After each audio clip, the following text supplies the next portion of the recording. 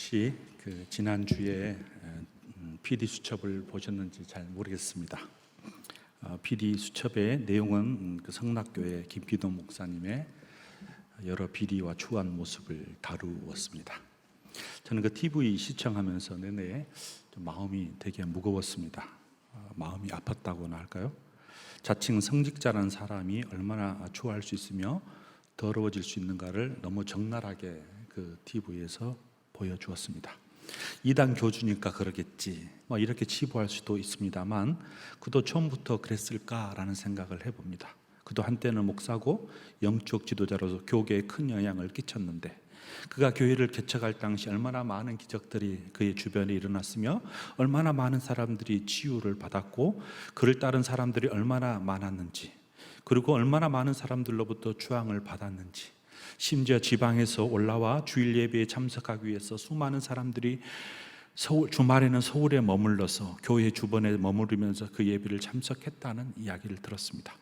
그런데 그런 그가 지금 온갖 추한 행동을 사회로부터 교회로부터 질타를 받고 있는 것을 보면 그도 한 인간인 것 같습니다.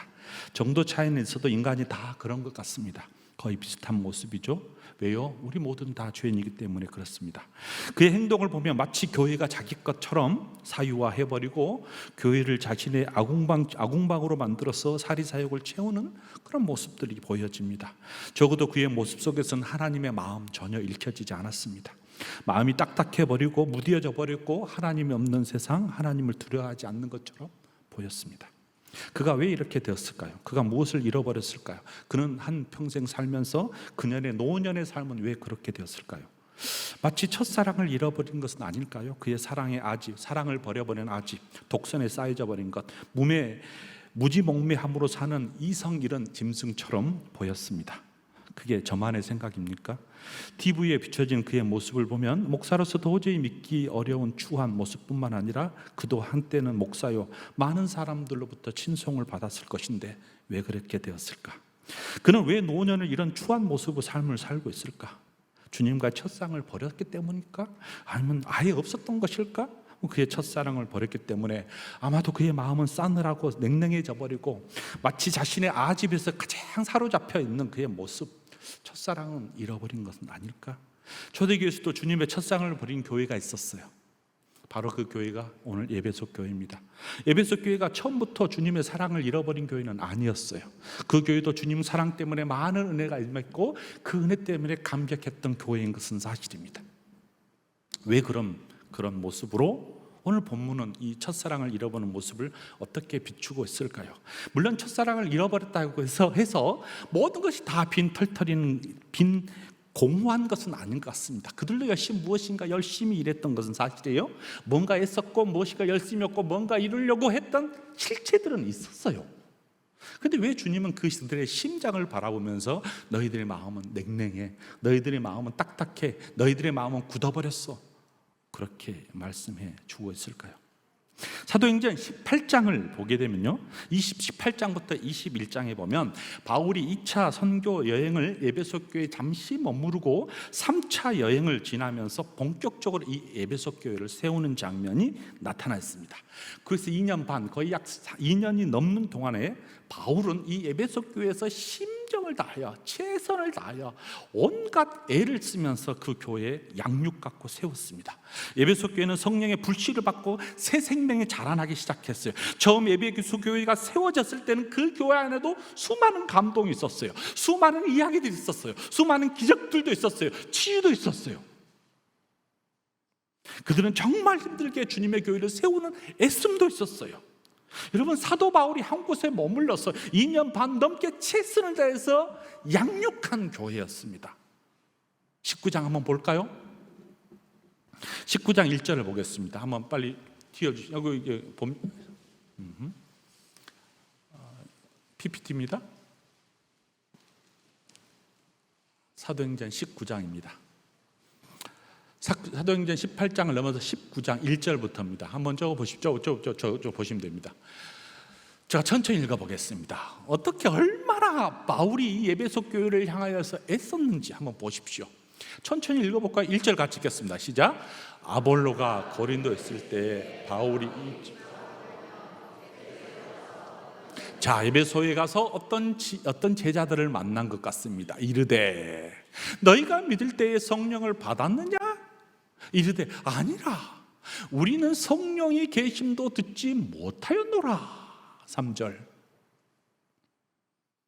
바울이 이르되 그러면 너희가 무슨 세례를 받았느냐? 대답하되 요한의 세례입니다. 4절. 바울이 말합니다. 요한이 회개의 세례를 베풀며 백성에게 말하되 내 뒤에 오는 이를 믿으라 하였으니 이는 곧 예수라 하거늘. 5절. 그들이 듣고 제자들이 듣고 주 예수님의 이름으로 세례를 받으니. 6절. 바울이 그들에게 안수하매 세례를 주면서 안수하셨어요. 그때 무슨 일이 벌어지냐면 성령이 그들에게 임하셔서 방언도 하고 예언도 했더니 그 사람들의 수가 12명이었더라. 12명의 기적들이 베풀어진 거예요. 8절. 바울이 회당에 다시 들어가서 3달 동안 담대히 하나님 나라를 강론했어요. 그리고 권면했어요. 어떤 사람은 마음이 굳어 순종하지 않고 무리 앞에서 이도를 비방하였으나 바울이 그들을 떠나 제자들을 따로 세워서 두란노 서원에서 날마다 강론했어요. 2해 동안 2년 동안 이같이 하니 아시아에 사는 자는 유대인이나 헬란이나 다 주의 말씀을 듣더라. 하나님이 바울의 손으로 놀라운 능력을 행하게 하시니 심지어 사람들이 바울의 몸에서 손수건이나 앞치마를 가져다가 병든 사람에게 얹으면 그 병이 떠나가고 악기도 나아갔더라. 이에 돌아다니면서 마수라는 어떤 유대인들이 시험 삼아 악귀 들린 자에게 주 예수님을 불러 말하되 내가 바울이 전한 예수를 의지하여 너에게 명하노라 하더니 유대의 한 제사장 스게와와 7 이들도 이 일을 행하더니 악귀가 대답하여 이르되 내가 예수도 알고 바울도 알거니와 너희는 누구냐 하며 악귀 들린 사람이 그들에게 뛰어올라 눌러 이기니 그들이 상하여 몸을 벗는 몸으로 그 집을 도망한지라. 에베소에 사는 유대인들과 헬라인들이 다 이 일을 알고 두려워하여서 주 예수님의 이름을 높이고 믿는 사람들이 많이 와서 자복하여 행하는 일을 알리며 또 마술을 행하던 많은 사람이 그 책을 모아 가지고 와서 모든 사람 앞에 불사르니 그 책값을 계산한 즉 은 5만이더라. 바울이 밀려도 있어 사람을 에베소에 보내어 교회 장로들에게 청하니 오매 이렇게 말씀하시면서 청하여 오매 아시아에 들어온 첫날부터 지금까지 내가 항상 여러분 가운데 어떻게 행하는지를 여러분이 아는 바니. 19절 18절까지입니까? 19절 갑시다. 곧 모든 겸손과 눈물로 유대인의 관계와 말미암아 당한 시험을 참고 주를 섬기는 것과 유익한 것은 무엇이니? 이거는 19절입니다. 보도록 하겠습니다. 19절 또 20절입니다. 이와 같이 주의 말씀이 힘이 있어 흉악하며 세력을 얻었더라 라는 말씀이 있습니다. 바울이 에베소에 가서 기적을 베풀고 예수님을 소개하고 3년 동안 2년이 넘게 강론하면서 기적을 베풀었던 공동체. 에베소는 기적의 공동체고 바울이 2년 넘게 목양을 했던 아름다운 공동체입니다. 가장 가까이에서 예수 때문에 살았던 한 선지자를 보고 한 예언자를 보고 한 말씀에 사로잡힌 사람을 보면서 목도하면서 그가 한 모든 일들을 들으면서 양육받았던 아름다운 교회. 에베소 교회가 세워지고 시간이 흘렀어요. 에베소 교회는 귀한 열매들이 맺어졌어요. 하지만 그들 사이에 점점 그 귀중함이 소멸돼 가버렸던 것 같습니다. 이런 모습들은 우리의 신앙도 비슷하지 않아요? 왜냐하면 주님 앞에 새 생명을 얻고 새로운 삶을 살고 예수님 따라가겠다고 시작했지만 그 감정이 지속되면 얼마나 좋겠어요. 혹은 그 감정이 계속해서 상승되면 얼마나 좋겠어요. 그런데 크고 작은 위기가 오면 우리의 신앙도 굴곡을 맞이하고 특별히 조그마한 문제가 생기면 넘어진 모습이 우리도 목도했듯이 에베소 교회도 그런 모습으로 비춰진 것 같습니다. 점점 첫사랑은 사라져버리고 첫 감동은 사라졌고 식어져 버리고 습관화되어 버리고 감동은 냉랭해져 버렸어요. 전통과 형식을 꼭 붙잡고 살았어요. 그렇게 싸늘하게 살아가 버린 이 교회, 그러니 감동으로 드렸던 예배는 이제 습관화돼 버리고 감동이 넘쳤던 기적을 목도했던 그 놀라운 사건들은 이제 형식만 남는 싸늘한 교회가 되어버렸습니다. 이것이 최대의 고민입니다. 우리 교회의 고민이기도 하고 이 땅에 사는 하나님의 교회들의 고민입니다. 처음 주님을 믿고 따를 때는 어떤 대가를 지불하여서라도 최선을 다했다고 우리가 이야기했어요. 눈물 콧물 흘리면서 주밖에 없다고 했어요. 시간이 지나면서 열정이 사라져버리고 단지 종교적 행위만이 남고 말았습니다. 이것이 바로 저와 여러분이 느끼는 신앙적 갈등 아닙니까? 이 문제를 해결해서 몸부림친 교회, 이 문제와 함께 씨름하는 성도, 그 성도가 있는 교회, 그 교회가 넘치는 교회, 성도들이 있어야 함에도 불구하고 우리의 모습은 어떤지, 저와 여러분은 어떤 모습인지, 우리 강성교회는 어떤 모습인지, 여전히 우리를 바라보고 주님은 칭찬하고 있는지, 아니면 무서운 눈으로 우리를 책망하고 있는 것인지 두렵고 떨림 앞에 서 있습니다. 에베소 교회를 잘 주목해 보면 오늘 계시록에 있는 말씀을 보면 처음부터 멀어져 간 교회는 아니라고 했어요. 그러나 싸늘함이 익어가고 형식화가 되고 전통화가 있었어요. 그렇다고 해서 그 교회가 무슨 완전히 사라진 교회는 아니에요. 자 보세요, 2절. 내가 내 행위의 수고와 내 인내도 알고 또 악한 것을 용납하지 아니한 것과 자칭 사도라 하되 아니한 것을 시험하여 그들의 거짓된 것을 내가 드러낸 것과 내가 참고 내 이름을 위하여 견디고 게으르지 아니한 것을 아노라. 완전히 사라져버린 빈 깡통이는 아니었어요. 이 교회가 행위도 있었어요, 수고도 있었어요, 인내도 있었어요. 악은 어떤 것들도 용납하지 아니하려고 하는 진리 앞에 서려고 하는 고민도 있었어요. 그 일을 위해서 게을리하지도 않았어요. 그들의 행위는 열심이었고요, 매우 활동적이었어요. 하나님의 사람들과 함께 분주히 열심히 일을 했어요. 에베소 교회의 봉사에 열심이었어요. 외로운 사람들, 젊은 사람들을 돌보기도 했어요. 늙은이들을, 노인들을 가까이서 돌보는 교회이기도 해요. 근명성실한 교회인 것은 사실이에요. 얼마나 수고했어요, 애썼어요. 안다는 거예요. 주님이 너희의 수고도 알고 너희의 애씀도 안다는 거예요. 모든 지체가 그리스도를 위해서 무엇인가 부지런히 열심히 수고한 교회는 맞아요. 사도행전 20장에 보면 이런 상황들을 자세히 잘 기록하고 있습니다. 바울이 에베소 2년간 목양하면서 장로들 앞에 다 고별 설교를 딱 20장에 가면 합니다. 그가 이제는 서서히 에베소 교회를 멀리하면서 장로들을 불러놓고 마지막 그 장로들에게 고별 설교를 한 장면이 사도행전 20장 17절부터 38절입니다. 에베소 장로들에게 이렇게 강론했어요. 바울이 함께 보겠습니다. 17절입니다. 바울이 밀레노에 있는 사람을 에베소로 보내어 교회 장로들을 청하니 18절 그들이 오매 그들에게 말하였어요. 아시아에 들어온 첫날부터 지금까지 내가 항상 여러분 가운데 어떻게 행하였는지를 여러분도 아는 바라. 곧 모든 겸손과 눈물이며 유대인의 강교로 말미암아 당한 시험을 참고 주를 섬기는 것과 20절 유익한 것은 무엇이든지 공중 앞에서나 각 사람에서나 꺼리낌 없이 여러분에게 전하나 가르치고 21절 유대인과 헬라인들에게 하나님께 대한 회개와 우리 주 예수 그리스도에 대한 믿음을 증언하였노라. 보라, 이제 나는 성령에 매여 예루살렘으로 가는데 거기서 무슨 일을 당할지 알지 못하노라. 오직 성령이 각 성에서 내게 증언하고 결박과 환난이 나를 기다린다 하시나 내가 달려갈 길과 주 예수께 받은 사명 곧 하나님의 은혜의 복음을 증언하는 일을 마치리 하면은 나의 생명조차 조금도 귀한 것으로 여기지 아니하노라. 보라, 내가 여러분 중에 왕래하여 하나님 나라를 전파하였으나 이제는 여러분이 다 내 얼굴을 다시 보지 못할 줄 아노라. 그러므로 오늘 여러분에게 증언하는 것과 모든 사람의 피에 대해서 내가 깨끗하니 이는 내가 꺼리지도 않고 하나님의 뜻을 다 여러분에게 전하였습니다. 여러분 자기를 위하여 또한 온 양떼를 위하여 삼가라. 성령이 그들 가운데 여러분을 감독자로 삼고 하나님이 자기 피로 사신 교회를 살피시게 하셨느니라.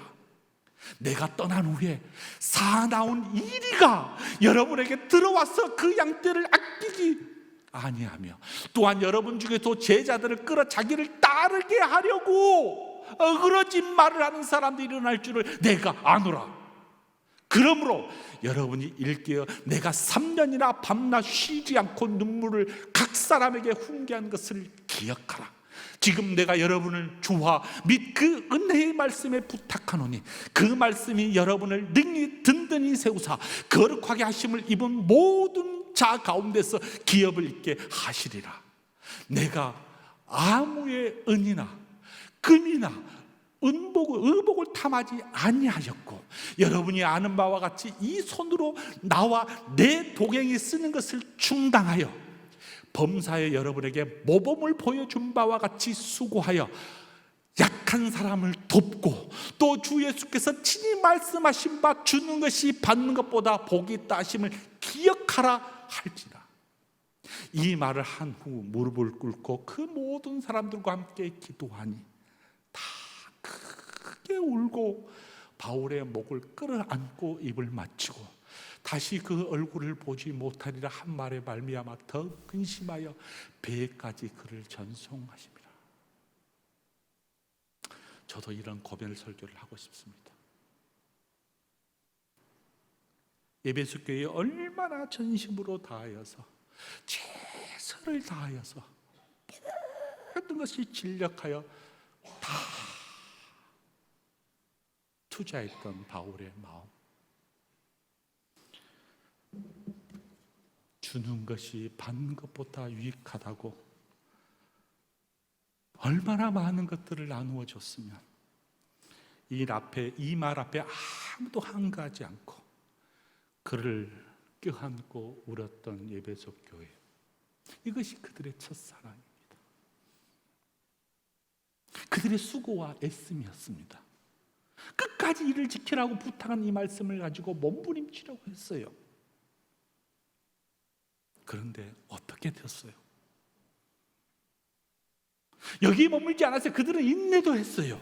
에베소 교회는 항구 도시였어요. 모든 신들이 너무 많았어요. 바울이 설교할 때마다 큰 소동이 일어났어요. 그리스도인들을 공개적으로 푸대접했어요. 수많은 폭행, 수많은 어려움, 수많은 모욕을 당했어요. 그럼에도 불구하고 그 교회의 모든 성도들은 바울이 가르친 그 말씀을 붙잡으면서 하루하루 살아가려고 소망을 붙잡으면서 인내하면서 살아갔던 교회예요. 여러분, 우리 일제시대 생각나십니까? 신사참배를 거부하면서 신자들이 있었던 사실을 여러분 알 것입니다. 수많은 불이익을 감수함에도 불구하고 인내하며 살았던 크리스찬들이 또 있었어요. 그런데 지금 우리는 어떠세요? 소망을 갖고 인내합니까? 아니에요. 하루도 인내하지 못해요. 하루도 견디지 못해요. 어린 아이들에게는 더 그래요. 인내하지 못한 교회였어요. 그러나 에베소 교회의 이런 모습들이 그렇게 모습을 있는 것처럼 보이나 겉모습만 있지 속에 서서히 비어가고 있었어요. 여러분, 교회보다 개인이 우선시되는 우리의 모습 속에서 인내하고 참고 견딘다는 건 쉽지 않습니다. 오늘날 우리 모두는 다 아무도 믿을 수 없는 세상에 살고 있어요. 정치인들도 그랬어요. 경제인들도 그래요. 자신이 말에 쉽게 엎어버려요. 표를 의식할 때는 온갖 간과 쓸개를 다 줄 것처럼 하지만 막상 당선되고 나면 관심 없어요. 말만 그럴싸해요. 과학자들은 어때요? 데이터를 조작하고 말이죠. 결론에 도달하면 수단과 방법 상관없이 오케이 해요. 윤리의식 간대 온데 없어요. 교회는 어때요? 교회가 가지고 있는 것들이 많으면 많을수록 딴 생각을 하고 있는 것 같지 않아요? 더 가지면 더 가지고 싶고 누리면 더 누리고 싶고 교회 건축하고 뭐하고 수많은 행사와 수많은 업적과 수많은 일들의 혈안이 돼 있어요. 이런 사회에 우리가 살고 있어요. 교회가 하는 일마저 그러므로 의심의 눈초리로 바라보고 있어요. 갈수록 교회가 하는 일에 대해서 의심을 많이 해요. 목회자의 교회 운영을 예전만큼 신뢰하지 않아요. 자신들이 헌신하고 봉사를 강요한다고 의심하기 시작했어요. 신앙으로 인내한단 말? 별로 관심 없어요. 믿음 가지라고? 어려워요. 그럼에도 사랑하는 성도 여러분, 교회는 고난의 시기를 지나야, 고난을 통과해야 성장한다는 이 놀라운 신앙적 원리를 여러분 이해하셔야 돼요. 누리려고 하지 않고 나누려고 하면 배가 됨에도 불구하고, 베풀면 배가 된 걸 알면도 불구하고 아니에요. 우리가 것만 껴안고 살아가는 것, 이것이 우리의 문제예요, 여러분. 그럼에도 불구하고 에베소 교회는 뭐가 또 있었냐면 진리를 분별했대요. 예수님이 로마 압제하에서 돌아가고 초대교회에 여러 가지 문제들이 있었어요. 분열이 있었어요. 어려운 시기도 있었어요. 핍박도 있었어요. 이단의 문제들도 있었어요. 그런데 에베소 교회는 바울의 신실하심에 따라 아마도 그것을 지키려고 노력한 것은 같아요. 온갖 많은 사칭했던 사도란 사람들도 있었지만 그들을 눈을 들어서 그들이 말한 것이 옳은지 그른지를 철저하게 최선을 다하여 분별하려고 노력한 것 같아요. 이단들이 성행했던 이 시대에 우리가 마치 에베소 교회처럼 그렇게 했어야 함에도 불구하고 우리의 모습은 또 어떤가 하면 잘 보여요. 진짜 가짜 구별하기 어려운 시대에 살면서 뭔지 모르겠어요. 그러나 에베소 교회는 특별한 은사를 받았던 것 같아요. 그들은 거짓과 진실을 구별하려고 애썼어요. 그들의 행위 있었어요. 인내했어요. 진리 구별했어요. 그럴싸하면 되지 않아요? 그럴싸하면 되잖아요, 교회가. 그런데 왜 이 교회를 나야 주님은 심장부를 깨트리시지 너희들이 가지고 있는 무서운 독소가 있다고 말을 해요. 그 독소가 뭐냐? 인내도 있었고 업적도 있었고 행위도 있었고 진리도 구별했는데 너희들 너희들이 안에 없는 것이 뭐냐? 이것들이 왜 하고 있냐? 이런 포장된 것들을 왜 하고 있느냐? 주님이 보시기에는 그들을 다 포장으로 봐버렸어요. 왜? 그들의 마음을 잃어버렸기 때문에, 그들이 마음을 빼앗아 버렸기 때문에, 그 사랑 없는 마음이 없는 가운데서 인내하고 사랑 없는 가운데서 행위를 가하고 사랑 없는 가운데서 진리를 구별하니 얼마나 딱딱했겠어요. 진리로 사람을 쳐 죽일 수도 있어요. 그래서 그 교회를 향하여 무섭게 책망합니다. 4절, 너를 책망할 것이 있으니 너의 처음 사랑을 버렸노라. 사랑이 없는 진리, 사랑이 없는 행동, 사랑이 없는 인내였던 것 같습니다. 첫사랑을 상실한 교회, 에베소 교회. 에베소 교회는 그들의 사랑의 행위, 수고, 인내, 진리를 사수한 애씀, 니고다라 당이라고 주장하는 거짓 교리를 거부하면서 진리를 확 붙잡고 있었던 교회, 환난과 핍박을 앞에서도 진리를 사수한 교회, 양보하지 않는 교회. 그런데 심각한 문제는 그런 모습들은 막 보이는데 그들이 그렇게 한 심장부에, 마음속에는 뭐를 잃어버렸냐면 예수님의 첫사랑을 잃어버렸어요. 첫사랑을 잃어버리는 인내, 사랑을 잃어버리는 진리, 분별, 사랑을 잃어버리는 행위, 무슨 소용이 있었겠어요? 아름다운 에베소 교회가 왜 이런 모습으로 지닐 수밖에 없었을까요? 궁금합니다. 봉사의 행위도 있었고 사랑의 수고도 있었고 인내도 있었던 이 아름다운 교회, 왜 무엇이 이토록 싸늘하게 그들을 사로잡고 있었을까요? 아마도 진리를 사수한다고 하면서 진리를 비판하는 냉철함은 있었던 것 같습니다. 비진리를 거부하는 투철함도 있었던 것 같습니다. 그러나 한쪽을 잃어버렸어요. 한쪽을 붙잡다 보니까요. 이런 면에서 한국 교회도 여러 면이 그렇습니다. 보수적 신앙을 가지고 있는 분들이 쉽게 빠지는 것이 바로 이 부분이에요. 열심과 수고가 있는데 다른 사람을 향하여서 배려가 없어요. 포용력도 없어요. 사랑도 없어요. 자신의 신학적 입장을 주장하다 보니 타인을 고려하지 않아요. 자신도 모르게 율법 속에 자신도 갇혀버려요. 율법주의자가 돼버려요. 율법으로 정지하는 비판력은 있는데 냉소함은 가해져서 사람을 난도질해 버려요. 왜 그래요? 왜 그래요? 왜 한국교회가 그래요? 왜 우리의 삶의 모습이 그래요? 아마 첫사랑을 잃어버렸기 때문은 아닐까요? 첫사랑을 사랑하면 사랑할수록 사랑의 매너리즘에 빠져버린다고 하잖아요. 사랑의 감정이 무뎌져 버렸어요. 권태기가 온 것은 아닐까요? 주님의 십자가의 사랑은 더 이상 감동을 주지 못하고 있는 거예요. 더 많은 것을 달라는 거예요. 더 자극적인 것을 달라는 거예요. 심각한 영적 중병이 우리 안에 있어요. 심령 속에 더 이상 꿈틀거리잖아요. 새로움이 싹트지 않아요. 모든 게 다 무뎌져 버렸어요. 딱딱해져 버렸어요. 화석화돼 버렸어요. 우리나라에는 유명한 선교사 주기철 목사님을 가지고 있어요. 우리는 손양원 목사님도 있어요. 제가 가까운 지인 한 분이 중국 교회사를 전공하는데 그분한테 들었던 이야기가 있어요. 인터넷 찾아보니까 있더라고요. 중국 지하교회를 살렸던 교회 왕명도라는 목사님이십니다. 그는 중국 모태통을 통치하던 시절에 중국 지하교회에 있었던 지도자요, 전도자였습니다. 중국이 공산화되기 이전에 왕명도는 예수를 믿고 독실한 크리스찬이 되었어요. 18살 때의 일입니다. 18살에 질병이 걸렸어요. 사경을 해보면서 그는 기도했어요. 하나님, 날 살려주시면 내 일생 바쳐 주님을 위해 일하겠습니다. 그런데 이 기도가 끝나자마자 놀랍게도 질병이 다 사라져버렸어요. 본인은 원래 정치가가 되고 싶었으나 이 놀라운 첫사랑을 경험하고 기적을 경험한 다음에 자신의 최선을 다하여 주님을 위해서 살겠다고 결심을 했어요. 그리고 그 일을 했어요. 1949년 중국이 공산화되면서 이제는 교회와 성도들이 말없는 핍박을 받기 시작했습니다. 그 중에 한 사람도 왕명도 목사예요. 중국 전역을 다녀가면서 왕성하게 복음을 전하는데 그의 소식들이 전하자 타켓 일본이었어요.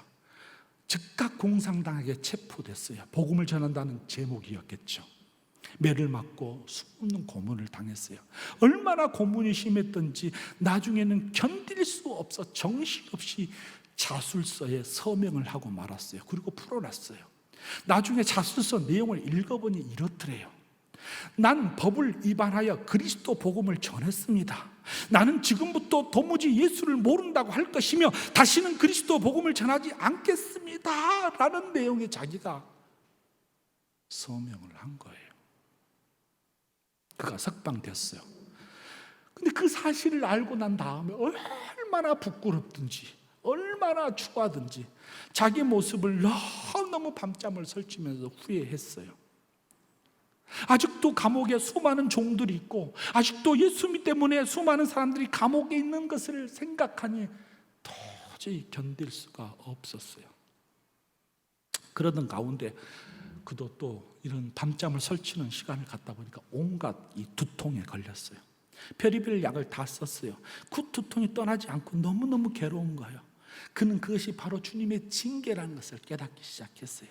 주님이 철저히 회개하고 결심한 다음 북경 베이징 지역에서 나와서 목에 간판을 걸면서 맨발로 북경의 거리를 헤매면서 이렇게 외쳤어요. 그가 걸었던 간판이 이렇게 써 있어요. 저의 이름은 베드로입니다. 저의 또 다른 이름은 왕밍따오입니다.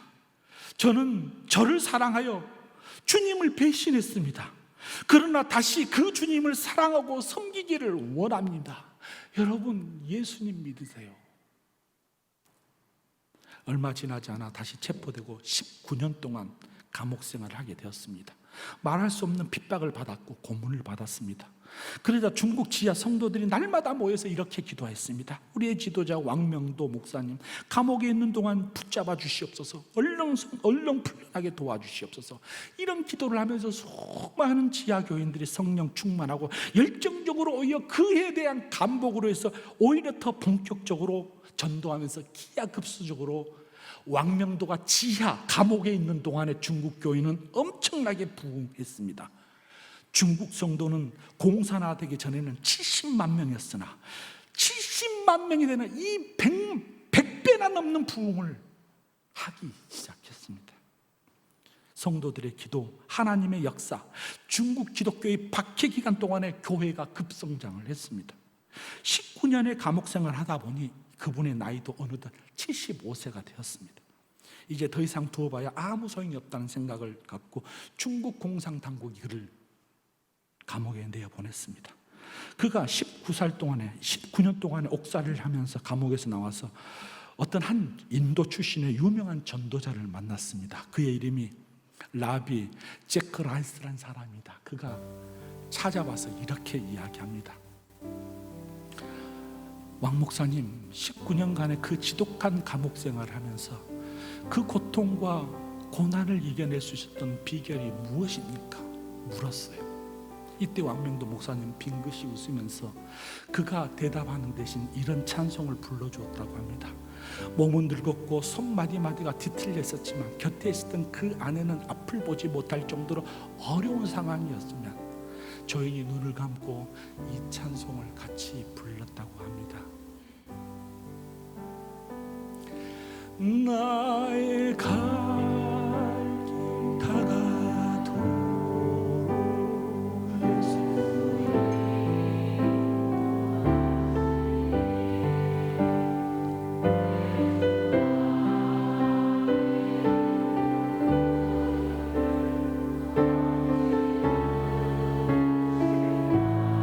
믿음으로 사는 자는